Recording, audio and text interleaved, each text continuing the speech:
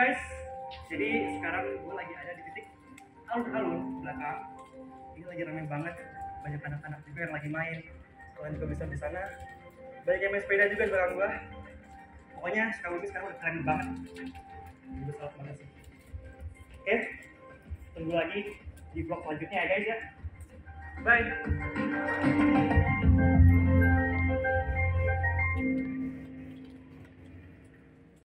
Terima kasih Kak Arul dan keluarga besar DFI Demi Film Indonesia.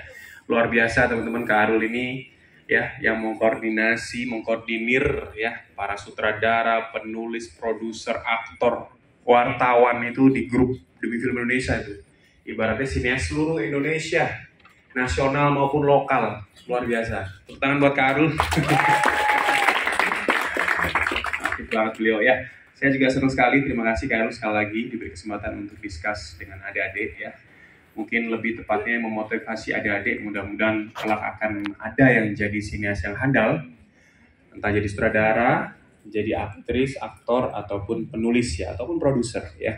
Jadi adik-adik semuanya, ini film sebenarnya dekat dengan adik-adik semuanya, karena pemerannya juga baru usia 19-an tahun ya.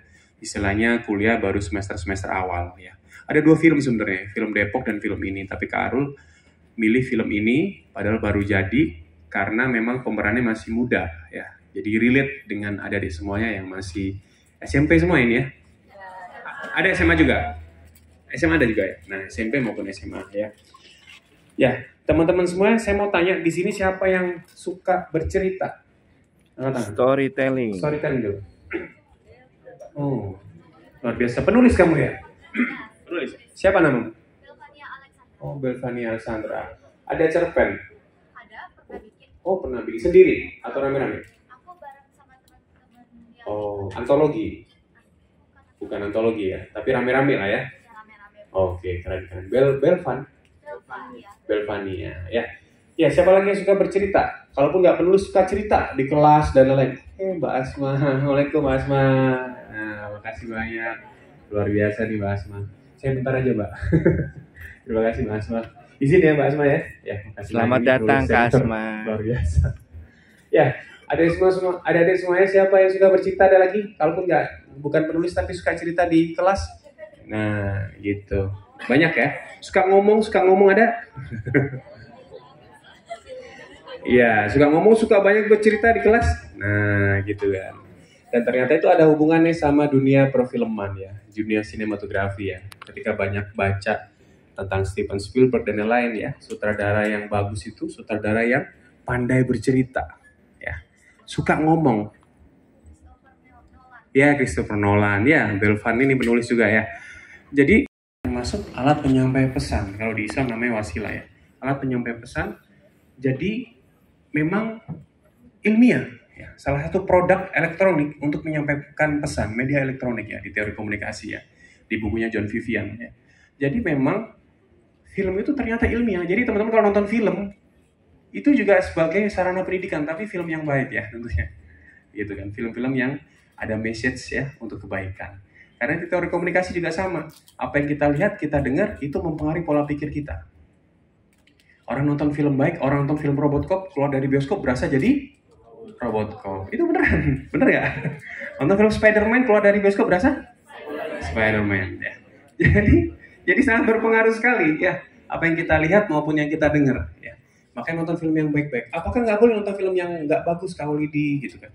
Ya khawatir kita terinfluence ya, to influence atau terpengaruh tidak baik. Jadi kita mau filter diri kita ya untuk nonton film yang baik-baik. Nah, kebetulan Kak Ulidi kenal dari jadi aktor ya, sebelum jadi sutradara, atau tadi ada udah nonton film pendeknya Kak Ulidi yang baru tayang semalam, nobarnya di Sukabumi ya, dengan wali kota Sukabumi. Ya, ini film tentang program Bapeda ya, Badan Pembangunan Daerah, tentang Sukabumi, program Sukabumi yang sukses. Kak Ulidi filmkan dengan cerita, ya akhirnya lebih menarik.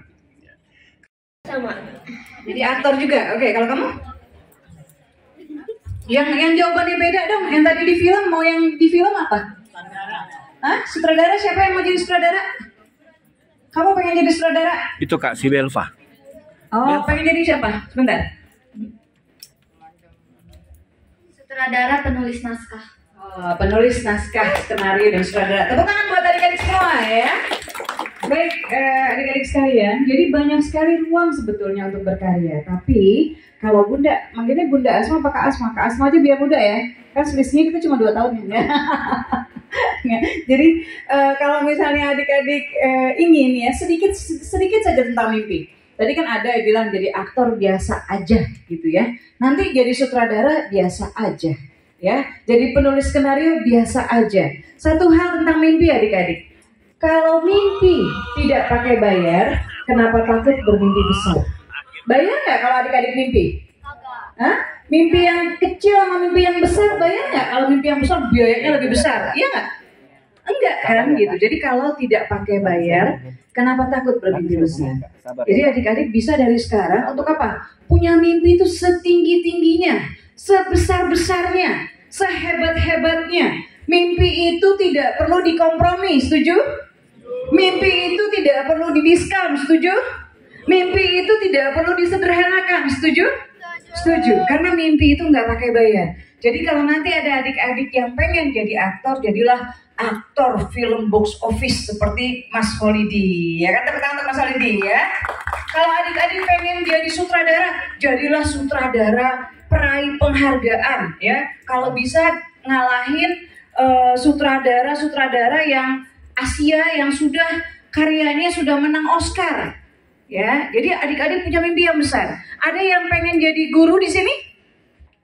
Oke, yang pengen jadi guru ya. Kenapa jadi guru? Kalau adik-adik bisa bermimpi, saya akan punya sekolah. Ya, sekolah Islam misalnya terpadu gitu ya, atau sekolah yang terbaik yang ada di Indonesia.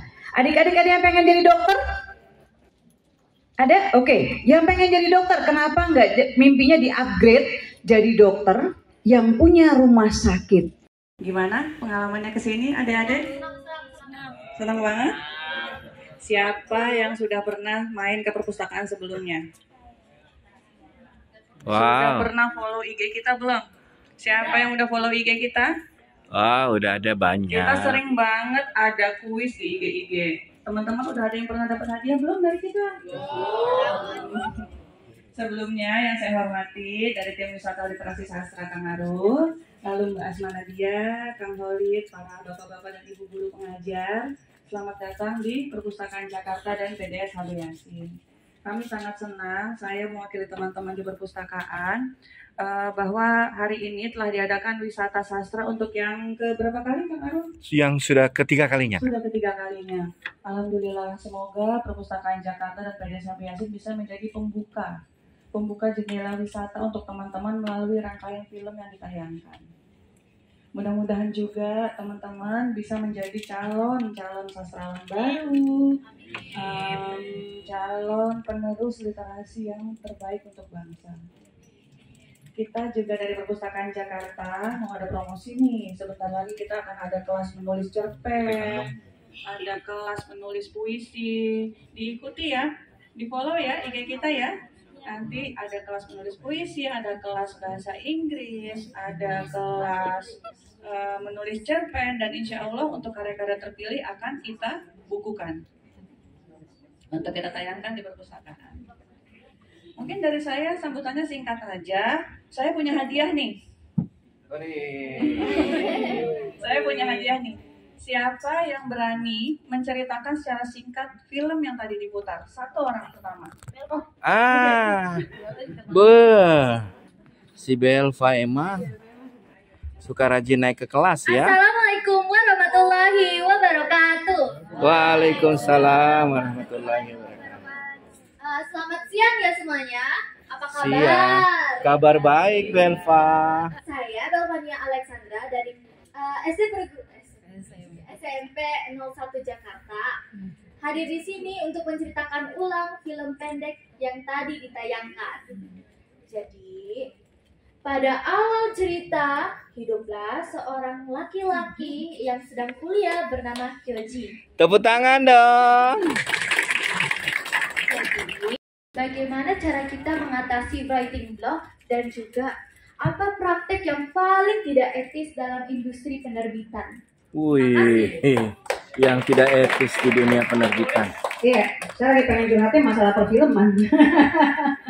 Oke, baik, yang gini ya, kalau yang nggak etis itu salah satunya gini. Kak Asma pernah didekati sama penerbit, ya, penerbit, dan kemudian penerbitnya bilang gini, minta naskah ke Kak Asma Nadia, dan penerbitnya ini juga termasuk penerbit yang menerbitkan buku-buku pelajaran. Terus Kak Asma bilang, nggak ada nih, lagi nggak ada, gitu, lagi nggak punya naskah. Terus dia bilang, ya Asma Nadia kan menurut dia terkenal gitu. Dan pasti kan banyak orang-orang yang karyanya juga pengen apa istilahnya butuh uang gitu. Ya udah pakai aja siapa yang bersedia taruh namanya Asma Nadia di situ gitu. Saya bilang nggak bisa begitu gitu kan gitu ya. Ya akhirnya ya buat Kak Asma itu salah satu yang tidak etis. Tidak etis lain misalnya ada orang bikin rembulan, Kak Asma bikin cerpen judulnya Rembulan di Mata Ibu. Ada satu penulis misalnya yang bikin rembulan di mata emak, yang diganti satu kata doang gitu ya. Menurut Kak Asma itu nggak etis. Tapi yang satu hal gini adik-adik ya, Kak Asma tuh percaya bahwa etika itu, akhlak itu ya, itu akan mendatangkan keberkahan. Selalu masukin ke dalam buku. Nah tapi struggle anak-anak umur sekarang kan mereka mungkin bisa ada potensi untuk menulis, cuman mulai dari mana sih menulis itu dengan gampangnya sehingga mereka tuh nggak rumit gitu mikirnya kemana-mana. Karena kan biasanya orang-orang penulis tuh punya kelompoknya sendiri, kayak ada editornya, ada yang nge-review juga. Nah itu kalau kita ini mulai dari mana sih biar bisa berkembang lebih jauh lagi walaupun masih di umur segini? Gimana sih Kak? Oke, langsung jawab aja. Langsung jawab aja ya. Oke, adik-adik sekalian, gini.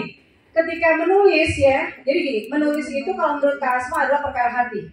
Jadi jangan pernah menulis sambil ngedit. Jadi ketika menulis, nulis aja, biarkan mengalir. Kalau adik-adik menulis di aplikasi kayak tadi, adik-adik bisa nggak langsung diterbitkan. Jadi adik-adik bisa taruh draft dulu, gitu ya. Atau adik-adik tulis dulu di laptop, adik-adik taruh draft dulu, udah 10 bab, baru nanti bisa ditaruh di aplikasi ini. Dan nanti ditaruh di aplikasi juga terserah mau dibuka apa langsung apa enggak ya. Jadi nulis itu pekerjaan hati. Jadi ketika menulis, adik-adik jangan sambil mengkritisi, ya nanti nggak kelar-kelar karyanya. Jadi nulis aja. Wah, dan kalau adik-adik bingung, Kak Asma mulainya gimana, gini, ambil satu kata. Misalnya apa? Satu kata. Rumah bagi saya selamanya bukan sekedar bangunan, sederhana ataupun mewah. Tetapi rumah adalah ketika saya bersamamu. Cie. Tepuk tangan dong. Ya, rumah, ya kan? Rumah, oke. Apa? Satu kata.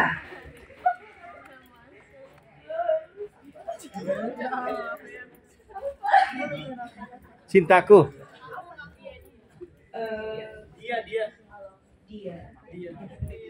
Dia.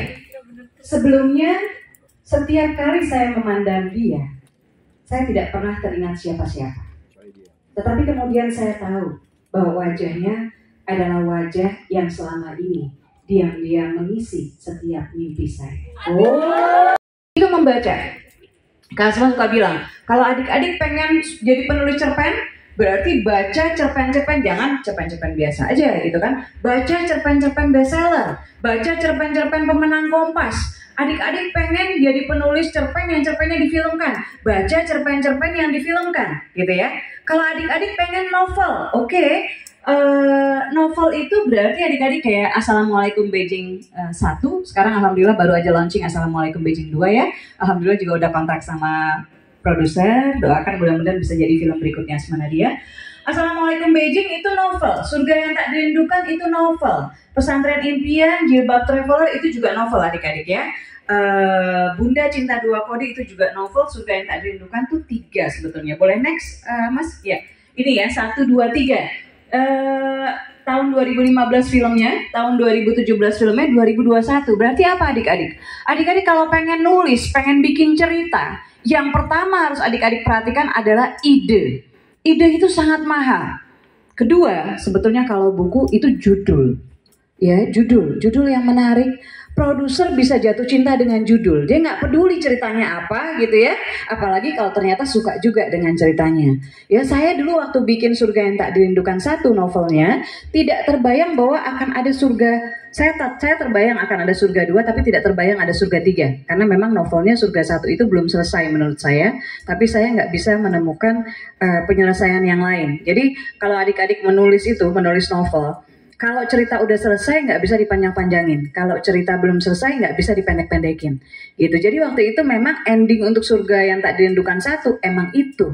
Gitu. Emang belum selesai. Saya kebayang akan ada surga 2. Tapi juga kemudian novel surga 2 termotivasi karena filmnya surga yang tak dirindukan 1 itu menjadi film Indonesia box office nomor 1 tahun 2015. Alhamdulillah. Ya. Kemudian dan juga bagaimana cara biar kita tuh tipsnya itu biar bisa rajin membaca gitu. Soalnya kadang saya kalau misal membaca itu kayak rada bosen, terus pas membaca nggak masuk ke jalan cerita dari novel atau cerpennya. Itu gimana? Iya. Jadi ustadz aja, nggak usah jadi penulis ya. Anak saya yang nomor 2 itu termasuk yang susah saya ajarin untuk membaca.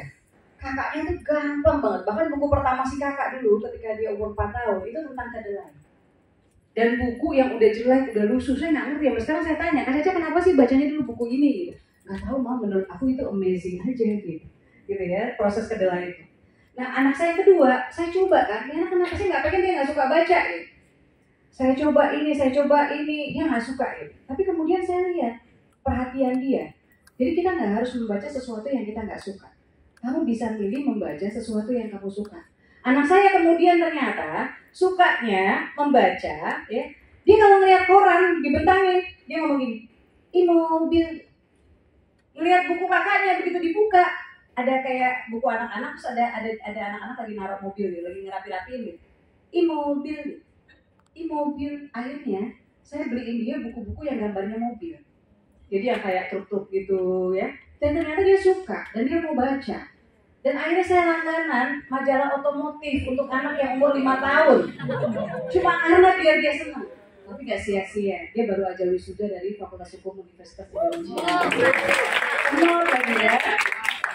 Jadi suka membaca dan kemudian sekarang ya, akhirnya dia tumbuh, dia baca apa aja. Bahkan anak penangkap hantu itu adalah karya idenya dari dia.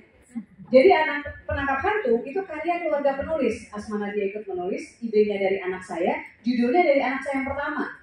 Dia bikin anak penangkap hantu, ceritanya lain, fantasi. Adam bikin Mostly Ghostly, ceritanya lah yang dipakai sekarang dengan karakter yang juga dipakai sekarang. Ayahnya juga ikut menulis. Nanti nonton ya kalau belum tayang ya. Oke. Terakhir ku tatap mata indahmu di bawah bintang-bintang, terbelah hatiku antara cinta dan rahasia. Ku cinta padamu, namun kau milik sahabatku. Dilema hatiku, andai ku bisa berkata sejujurnya. Jangan kau pilih dia, pilihlah aku yang mampu mencintamu lebih dari dia. Bukan ku ingin merebutmu dari sahabatku, namun kau tahu cinta tak bisa kau salahkan.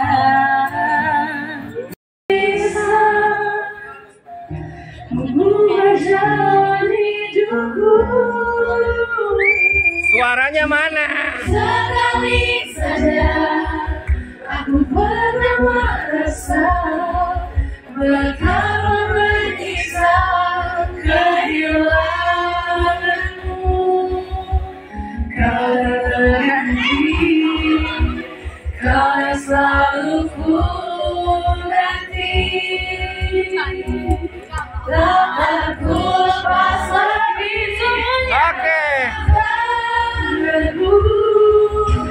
Bersama jatuh cinta.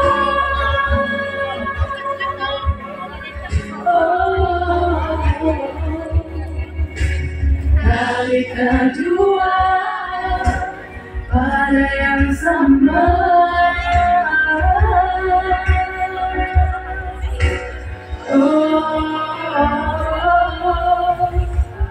Jika senyummu saja bisa